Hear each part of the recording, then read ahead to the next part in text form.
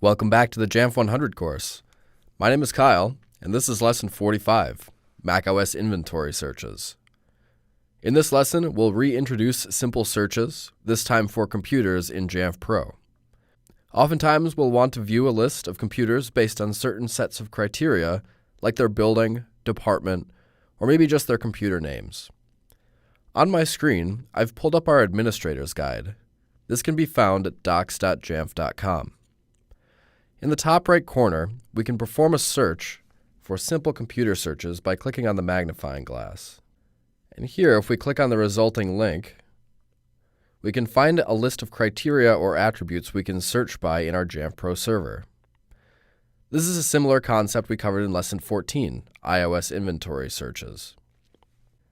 Let's go back to our server, click on the Computers tab, and perform a simple search for my computer, which is called Jamf 100. The result of the search will match my input exactly. To demonstrate this behavior, if I click on Computers again, I can type in just Jamf without the 100, and no computers will show up because there are no computers named just Jamf. If I want to change this behavior, we have two options. I can use what are called wildcards to search for criteria that starts with, contains, or ends with our input here. So for example, if I enter Jamf star, star being the symbol for a wildcard, I'll now get my Jamf 100 computer because it starts with Jamf. If I search for star Jamf star, this will find any computer that contains the word Jamf. So I'll find Jamf 100, and I'll also find Josh at Jamf, which ends in that word.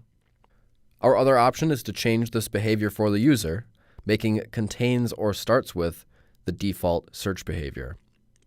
To do this, we can select my user at the top right and click on the Account Preferences tab.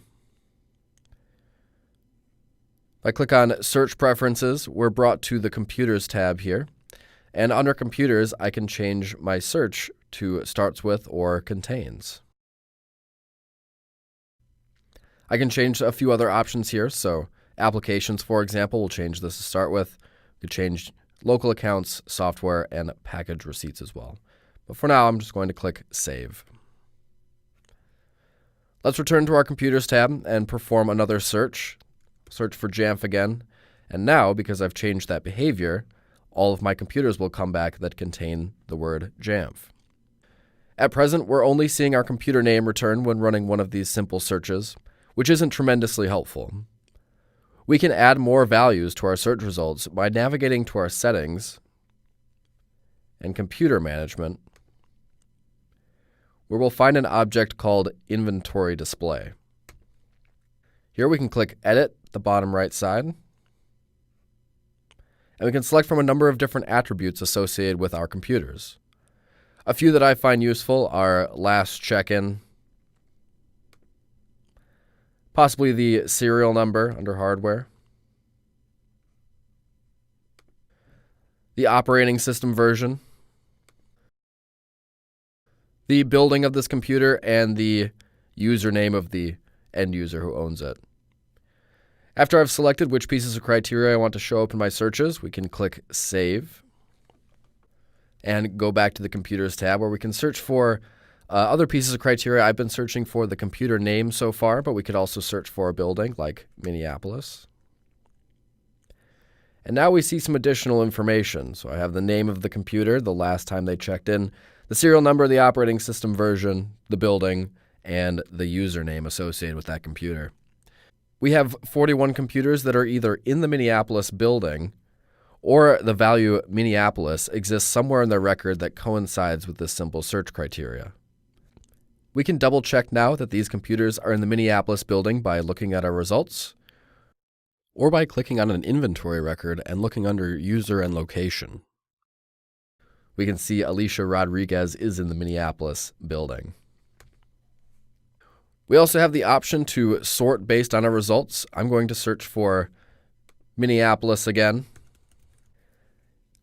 If I click on a piece of criteria, like OS version, we get an ascending or descending list of operating system versions, same with username or last check-in time.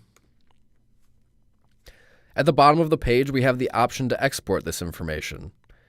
If we click the Export button, we can specify which format we'd like to export as: CSV, a text file, or an XML file. I'm going to leave this as a CSV and click Next. There are a few pieces of criteria we can add to our results, like applications, fonts, and so forth. I'm going to leave this at Computers and click Next.